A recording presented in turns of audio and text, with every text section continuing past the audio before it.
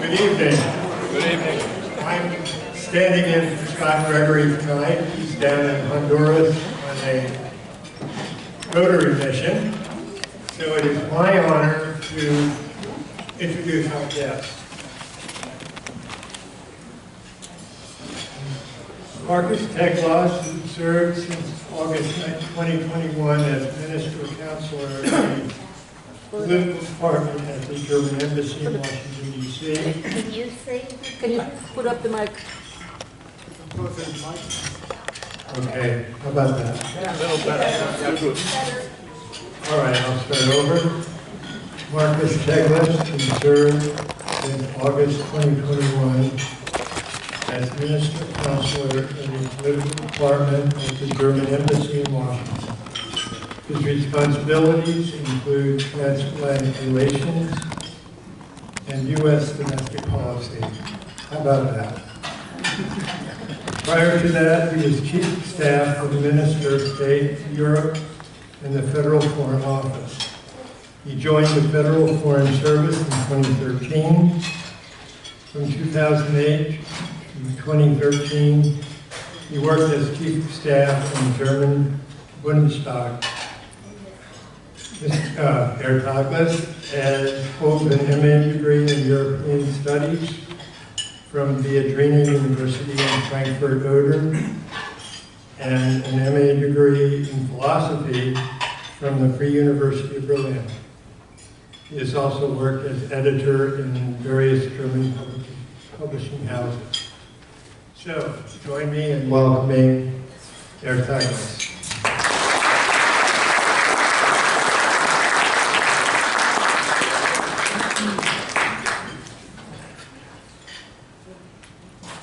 Thank you very much. And I'm really honored to be here. And when I arrived here, I saw these great little cards where you can write your question on it. And I encourage you to write everything you want to know about Germany, because it's a win-win situation. Either I can answer the question, or I can't answer, and then you can see these funny little diplomatic twists. Oh, that's a very interesting question. I have to put a very serious exception on it. Please don't ask me anything about soccer. That's completely out of the question. I hear on your laughter that you know what Thank you. And we were talking in this table with our beautiful hosts. We were talking about German traditions. Maybe I start with a tradition because it was yesterday. We just talked about it. It's how do you call it in English? Saint Nicholas. Saint Nicholas. Saint Nicholas. He was originally a bishop, I think, from Greek birth, and he worked in this what we call today, what is today Turkey. And he was in the 3rd or 4th century. He was a generous man. And there's a tradition in Germany and also in other European countries in the north and the east that on December 6th, the children are required to shine their shoes on the evening of the 5th. Then they pull it out, and if they behaved well and were brave, St. Nicholas puts some candy in it. There is also, and there we have different stories. In our tradition, the bad guy of the story, also the assistant, we call it Knecht Ruprecht, who puts what is called a stick for punishment if it didn't behave well. I'm happy to report that my kids received only candies. And for me, it's a late St. Nicholas. It's kind of candy to be here, so I'm very, very honored to speak to you, and I hope I can tell you something interesting. And I regret, but I really think that was the fun part, because when we speak about this year, and when we speak about Germany, when we speak about Europe this year, you of course have to think about the war in Ukraine. And I think you can't imagine the the consequences which resulted in that war. It's not only, it's of course the suffering of the Ukrainian people, but I would say, you know, when the war came down in 1989, everybody thought, okay, that was it. That is the free world now, and we will go on from there. And I was telling you, Phil, I was born actually in the eastern part of Germany, so I grew up under a communist system since I was 16. So I think I know what I'm talking about, and it's really shocking to have now a new war in Europe, and you will not have. I think at the moment. You can't have a real clear idea what's going to happen. And I think it's fair to say that the German political system changed so much this year as it hasn't changed for 77 years after the Second World War. We have a German, our Chancellor Olaf Scholz said it was I said in German, the Zeitenwende. Change of times, you can't really, there's no good translation of it, die Zeitenwende, because things we thought we were sure about changed. We changed our kind of attitudes towards conflicts, towards leading to wars, to communicate with each other. And for that, I very much regret I have to bore you a little bit with history. I will hopefully make it short. For that, you have to look at I think both of the two founding principles of our foreign policy after the Second World War. The first one is, of course, the transatlantic relationships. And when you grew up as a German, knowing that your country was responsible for the most horrific war in history, World War II, and your grandfathers and grandfathers fought this war, and you see what happened at the end of the war. You all, of course, know it, that the western part of Germany didn't get punished, but we got another chance. We had the Western Allies, France and Great Britain, and of course the United States. And I think that's the first founding principle from which we learned as Germans a lot, that we are in an alliance of a free world, that we have partners which didn't punish us for the war, which helped us in a kind of survival. And the other part is always the European part. The Germans' longest enemy was always France at this time. They fought horrible wars during the times. And after the Second World War, I think the Europeans came up with a great idea.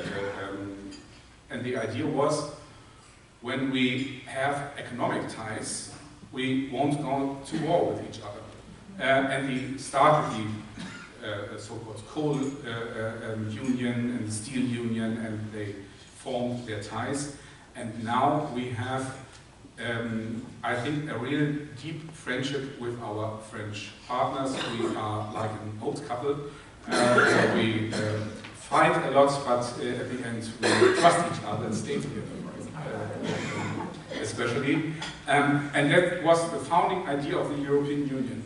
And I sometimes see that the idea of the European Union isn't so, maybe not so good communicated in the US, because it's a very complicated structure. I'm very sorry about that.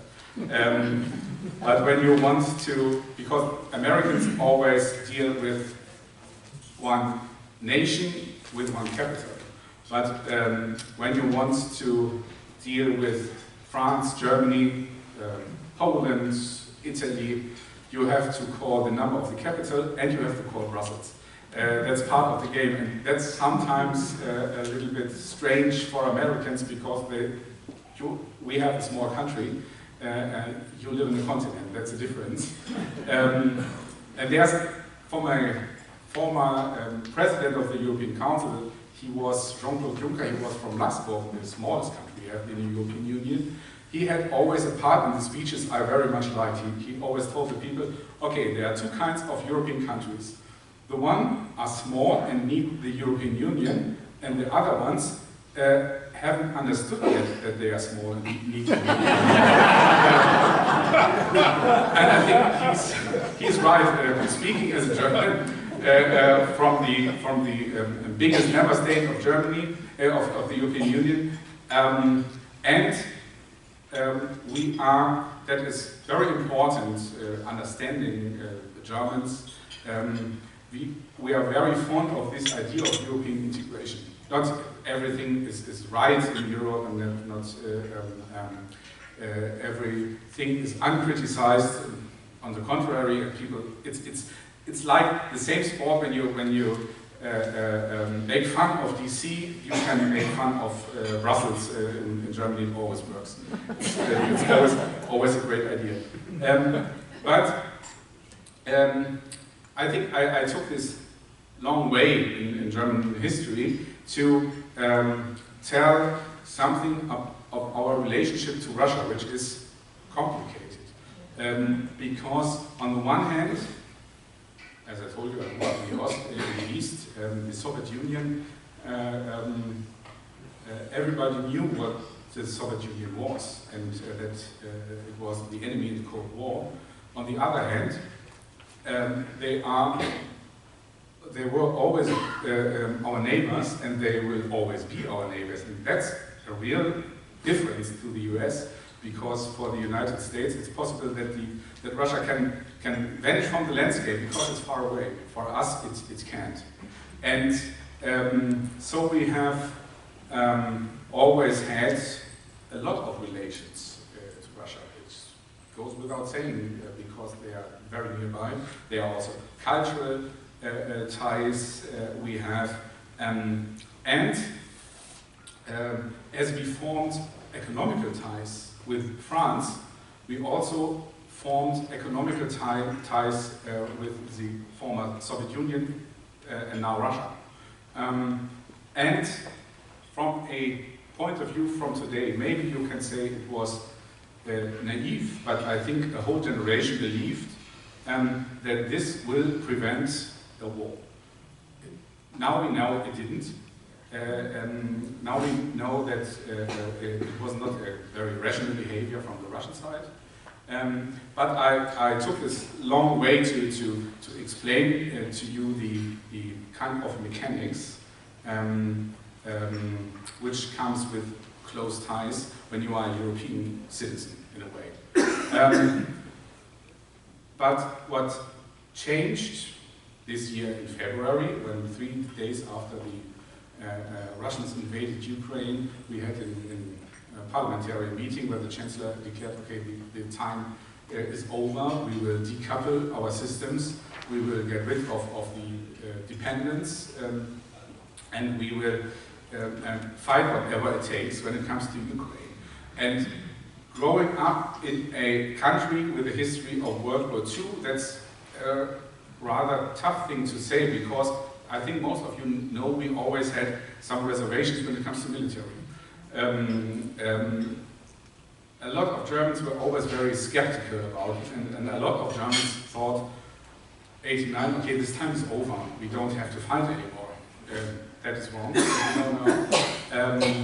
And what we did is that we began, I think, a unique process of decoupling to Russia, with all advantages, but there are also, of course, as always, disadvantages. We get rid of the Russian coal, we get rid of the Russian oil. We have big problems to get rid of the Russian gas. We are working on it, but it's, I'm really not an energy expert. But that's a very hard thing to do. And people are seeing the consequences in Germany. I don't know, you see it when you go through the streets every a public building. They don't put the lights on anymore when it's night. It's completely dark. You have to have, it's a law, very German, to have a cooler room. You don't heat anymore in the way you heated before. So let's hope that the winter is not so hard. We have accepted 1.something million of Ukrainian fugitives, which are allowed to stay in Germany, of course, and we afford, we provide housing and schooling for the kids. And I don't tell you that because I think it's a great thing to do. I tell you that for us the war is very near. It takes you, when you get in a plane in Berlin, you can fly in 2 hours to Kiev. When you drive with your car, it takes you 10 hours. Yeah? Imagine how near it is for us. But it changed something in the people, and what I was always find interesting when you have these public polls, there are still 78, 79% of the German population who tell you, okay, that's the right kind of solidarity. Because you can't do that as a government when you are not, when you don't have the heart of your society. And I think, to put this war story short, that there are enough memories in our society from our grandfathers and grandmothers, which still feel that is always a need to help when they war, because they saw it. When you see at the US help, for example, when you look at it, they saw it for themselves. The difficult part, because I don't want to make it too easy, here the difficult part is, of course, when you think about what will happen after the war is over, and we all hope that the war will be over at one point of time. And I think that's the complicated part. And that is the part I meant when I said, okay, for us, Russia will not vanish from the landscape. In a way, they will still exist, and the problem, of course, I sometimes think of it from my East German perspective, when I grew up, and I can tell you that nothing hated so much as to live behind walls you can't cross. And nothing was so beautiful the day when the wall came down. You were allowed to go wherever you wanted to go, and to imagine that we have maybe a new kind of world order where we have a, I don't know, Chinese, Russian bloc which is behind walls, and we have the free part of the world on the other side. I don't want to think about that. But what we see now, you see sometimes very small countries like Germany, you start with talking about that and you enter the world order, you see that it's that we have a very different world order nowadays. And that is, you have a lot of more players than we used to have in the 70s, in the 80s, and also in the 90s. I think we have to get used to it. But the other thing, and I will leave that there at this point, the other thing is that the importance of allies is even far more important than it was in former times. You can say maybe in the 50s, 60s, 70s for Europe it was clear that the US was a kind of security provider, and then it's always very easy to have good contacts when you are in a way reliant on somebody.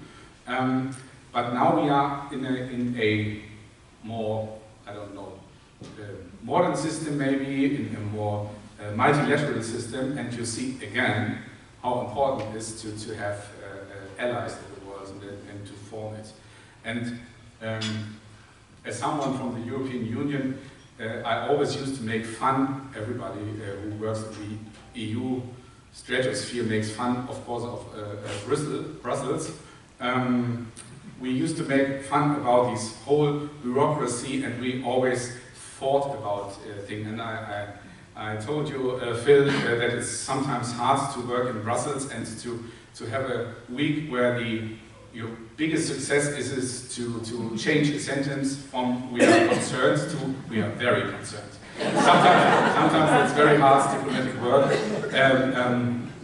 But on the other side, Mr. Putin, and that's the ironic part, Mr. Putin managed it in a great way to reunify the European Union. Congrats to that.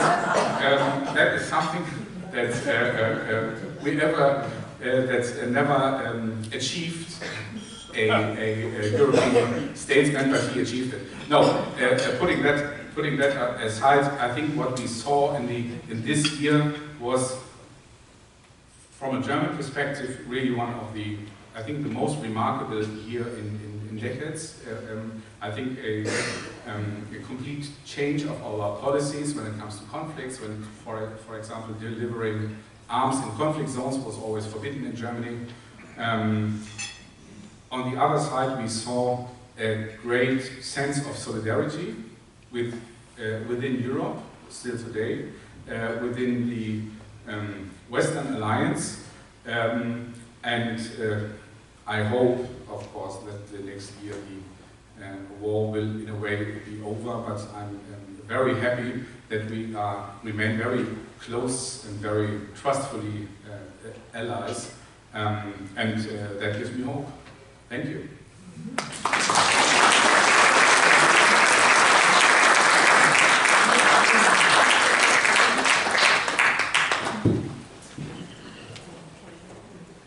Well, you all know the routine. You write questions on a card, and David will pick them up. But while we're waiting, I read this morning that Germany arrested 25 people suspected of supporting a domestic terrorist organization that planned to overthrow the government. The group's plans included an armed attack on the Reichstag, the German parliament.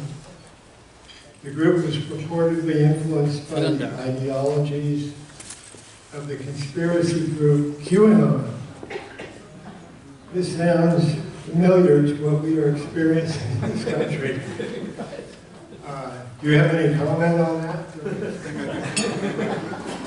That's a very nice question. Thank you for that. First thing is, I told you that we are very similar. And we are close allies, and we see we have also obviously the same weirdos in our country. Maybe that's a good sign. No, honestly, there is is a group they call it in German Reichsbürger, citizens of the Reich. They don't recognize the current system. They don't recognize the former system. They want to build up again a German Reich with a king. Yeah, we still have that. The person was a prince, kind of obviously jobless and nothing to do. But I don't want to make it too funny, because on the other side there were conspiracies. There were members. One was a former representative, a woman. She's a judge. She still works as a judge, not anymore since today. And there were also some members of the armed force, and then this is a part where it always gets dangerous. So, it was the first time this quality that this kind of terroristic group came into light. And on the other hand, I don't want to put it too dramatic. I think that it's with this group, it's really over now. Thank you. Thank you. We have a lot of questions. No soccer questions. Is it true that all immigrants can get a German passport in 5 years? If yes, does this make them German citizens as well? I know that sounds like the diplomatic floskel. I told you that's an interesting question, but it's really an interesting question because this is not. It's not true at the moment, but this is a actual discussion in Germany, and to form a immigration system which is similar to other Western European countries. But we have another system, and a rather complicated and strict system, and we made the experience that it made immigration much more harder. Sometimes you are not allowed to work in Germany. On the other side, then people complain that you are not working, you don't earn anything, and immigrants always then say, okay, but I'm not allowed to work. But it's a very long and very vivid discussion in Germany about in the last decades. I remember a lot of this discussion, and that's the newest proposal, which contains that when you are legally living for 5 years in Germany and you have a work and you don't rely on a social system, you can, and you have the language skills, that's the next thing, you can apply for a citizenship, and there's also built in a kind of short track. You can reach the same within 3 years when you have special social accomplishments, for example, and you do a lot of social work, and in your community you can reach this in 3 years. But we are a party system. Our parliament consists of 7 parties, and there is no majority for that at the moment, so it's an ongoing discussion. Sorry for that long answer. Shifting a little bit, are most German companies currently doing business in China planning to shift manufacturing investments to other emerging markets in order to avoid COVID lockdowns, trade frictions, and unrest? Yeah, we didn't speak about China yet, but it's always, of course, in our all minds, because we all know that this is the central power, and the difference when we talk about China, the difference between the former Cold War times with the Soviet Union. The Soviet Union was never an economic power. It was always only a military, big power, of course, a military power, but China is both. So we all have to take this very seriously, and there's a lot of discussion in our both countries when it comes to what is with our economic ties to China. As far as I see it, there is first and foremost a discussion, not a discussion about a complete decoupling to China, a discussion about shifting some firms and some, let's put it that way, critical knowledge away from China. I think when it comes to COVID, that's another story. I don't have an answer to that, but it seems to me that it's really the first time for the last 30 years that there is a serious, not a revolution of course, but a serious opposition in China, which is based on these very hard COVID restrictions, and I think that will always, you will always see it when it comes to economic ties, that it's maybe also a problem for China.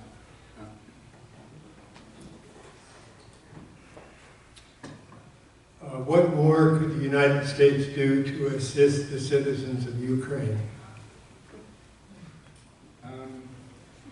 I think, honestly, the United States is doing a lot. When it comes to military assistance, There is no other state which helps so much as the US. In Europe, it's Germany. What I think, as I see, is the discussion, also the political discussion between the parties in DC now. I think there's no question about the military assistance, but there is a discussion about of all other forms. Let's put it as a humanitarian help. And my impression is that the most parts of the Republican Party favors to maintain the strong military assistance, but to spend less in humanitarian terms. I think that seems to be the discussion right now. But what the most important thing is when it comes to assistance, I think there is no doubt that the US side, and it's not a partisan thing, that's very, very important to stress here, is very much willing and able to assist the Ukraine in a great way.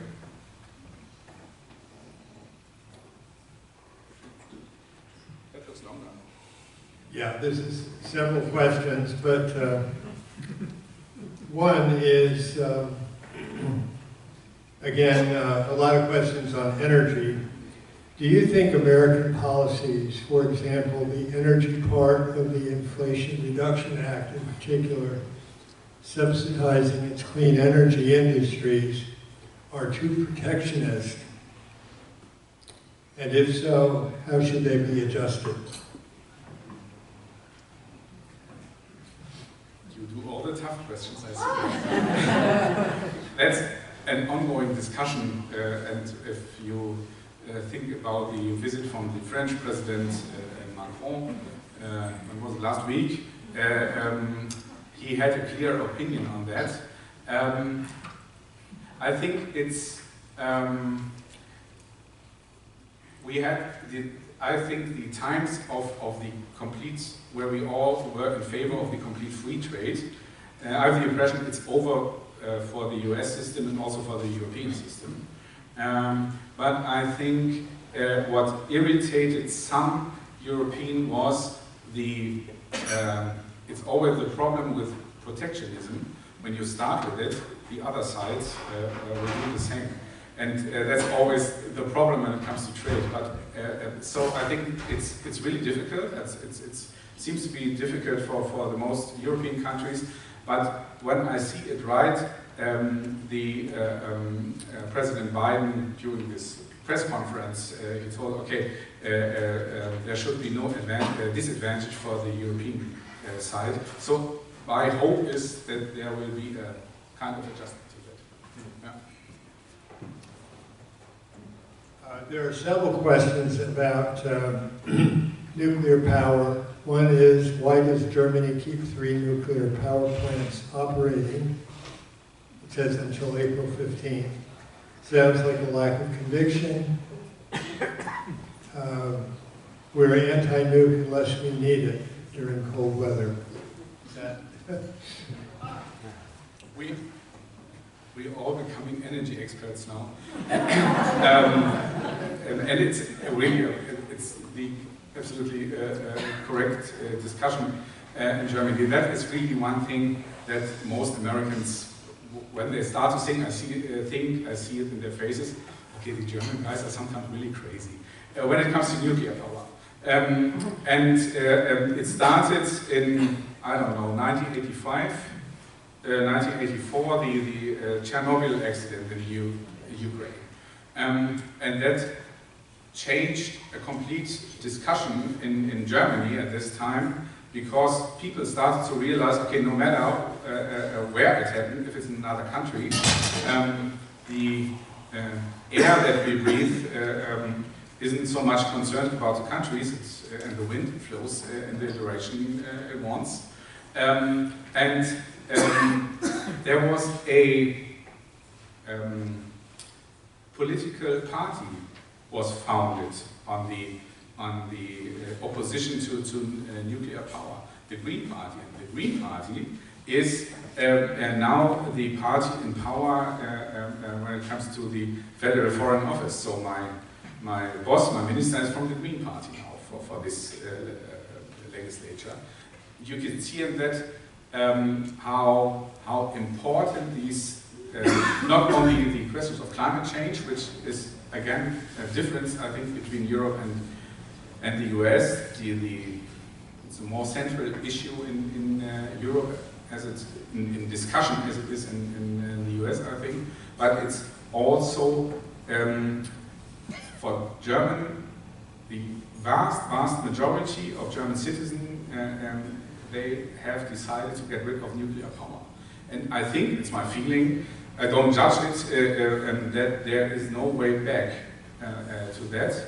But sometimes the discussion, I have to admit it, in Germany was a little bit ideologically when you face a serious energy crisis like we do today, and you still want to shut them down. I understand now, because we are all energy experts now, that it's very hard to calculate how long the nuclear power plants are living.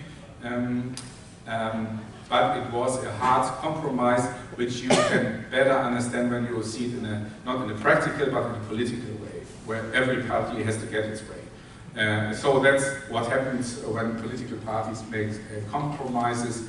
We have 3 power plants, and they're fading out next year in April. And I can assure you that the discussion about will start in January, February, and next year I will tell you what the compromise was.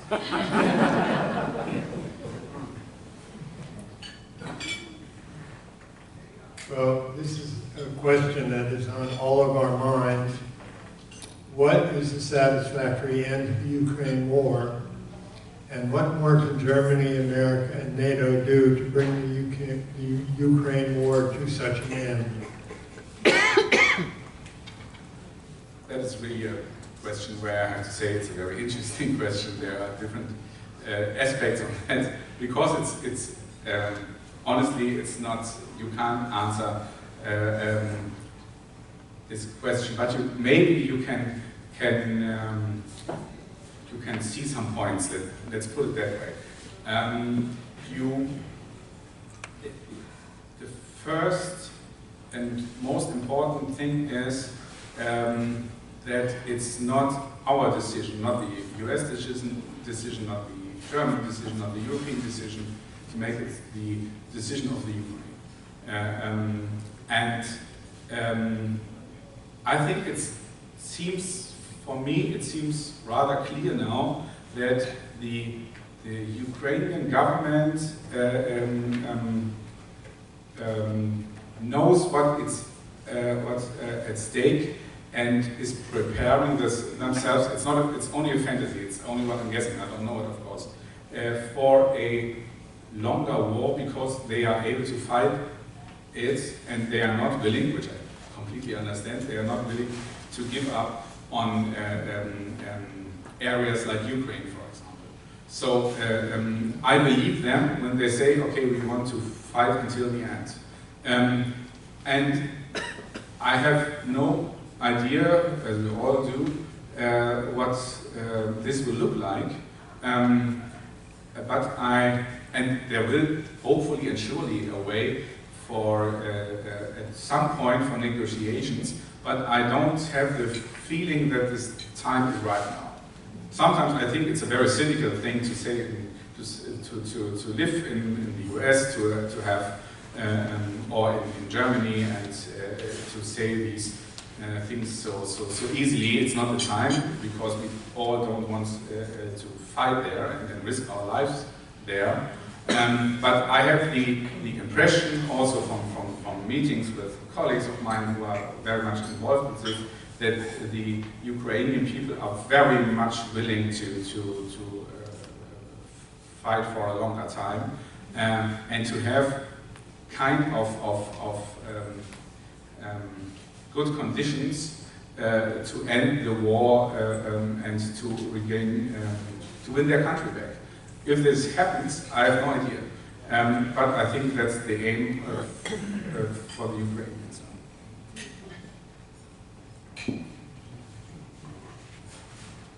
This is sort of related. Do the Nuremberg trials offer a model for dealing with Russians after their invasion of Ukraine?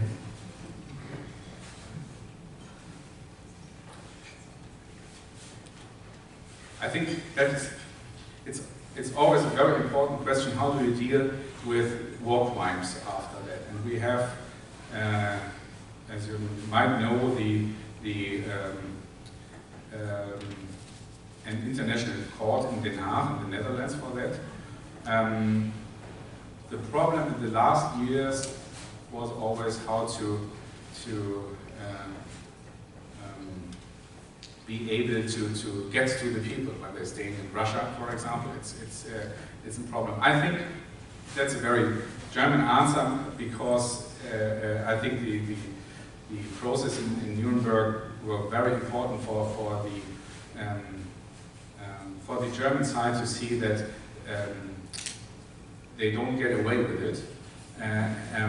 I think it's always very important that people see that there is a kind of international justice system, and it never works perfectly. But we have no other choice as to try it. So when you ask me, and I think when we ask all of you, we always would say, yes, it's the right thing to hold people accountable.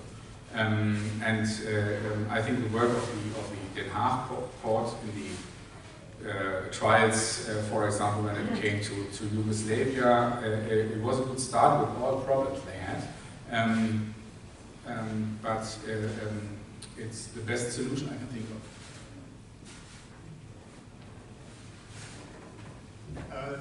Several questions go back to the original question we had about this terrorist attack in Germany, and were the people surprised about the arrests? Did they feel this was coming? And just generally, what was the German public reaction to the terrorists and threatening to overthrow the government? Luckily, it was not an attack, they planned an attack, so it was prevented. I don't know what the broader opinion in Germany about this is, because it happened this morning, so it's very, very fresh in people's minds. But I wouldn't. You always have to take it seriously, but I wouldn't overestimate it, because the people who did this were kind of, I think, more isolated people, which clearly you see clearly that we, as you also have, we always have problems on the fringes of society. In the 70s in Germany it was the left side, now it's the right side for the last decades. You have to take it seriously, but on the other side, this incident shows you that the system works, because they as far as I know at the moment, they caught them all, and before they couldn't attack something.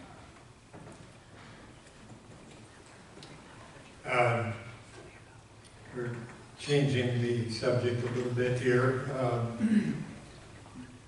With no speed limits on Germany's autobahns, Speed limits, yeah.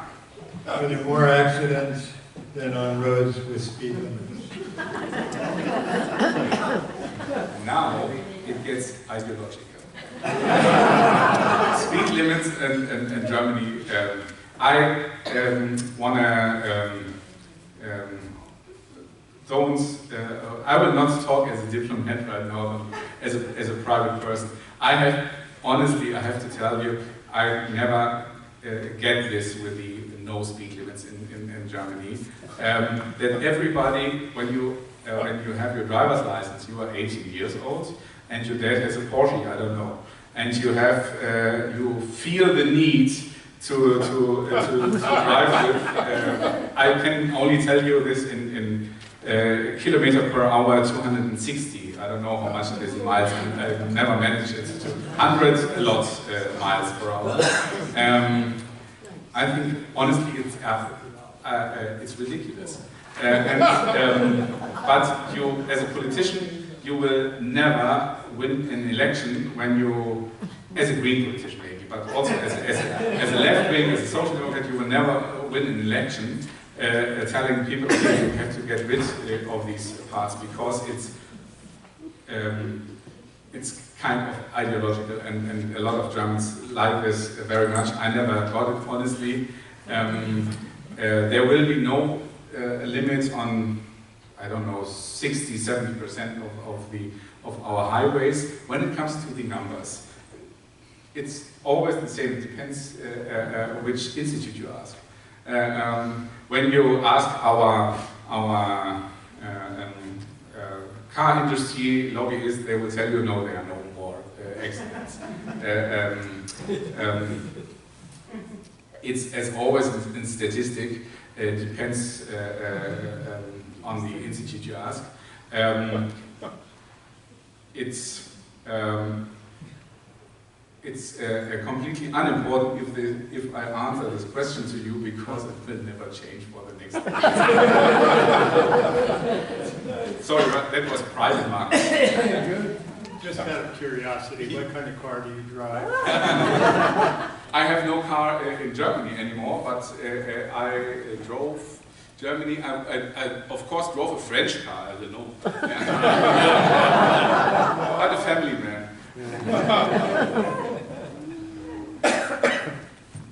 Well, here's a few, I think, easy questions. What are your favorite German foods? German foods.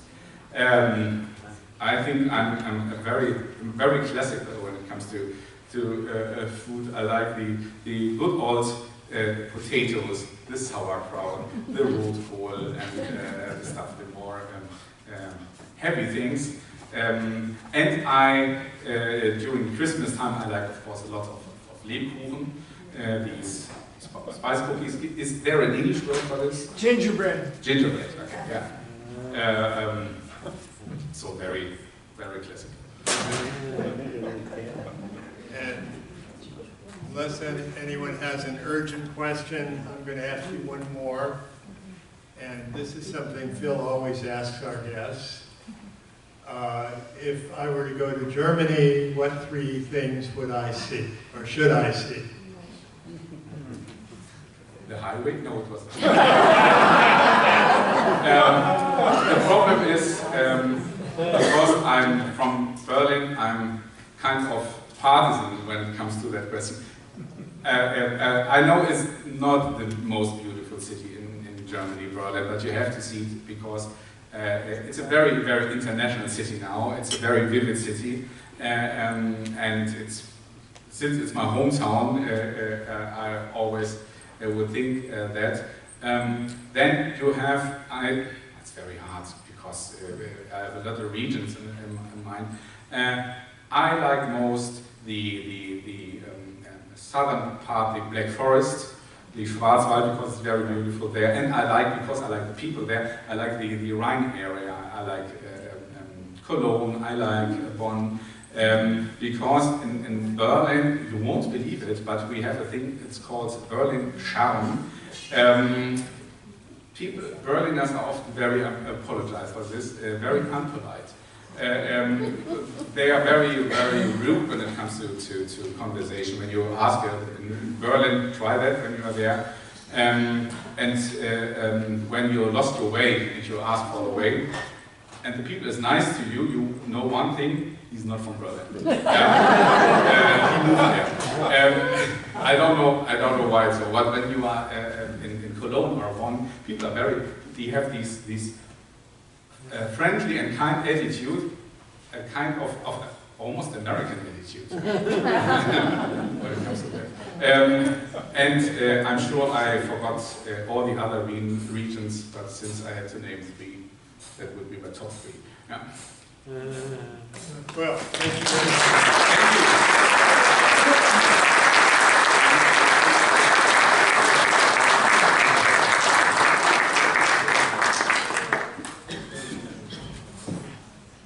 Marcus, you've done a fantastic job of telling us about Germany after World War II, after the breakdown of the Soviet Union, your position vis-a-vis Ukraine. I think we really understand so much more about your country, and it's really been brilliant. I would like to present you with our pewter cup with the International Club logo on it, and hope you don't forget us, because we won't forget you. It's been great. Thank you so much.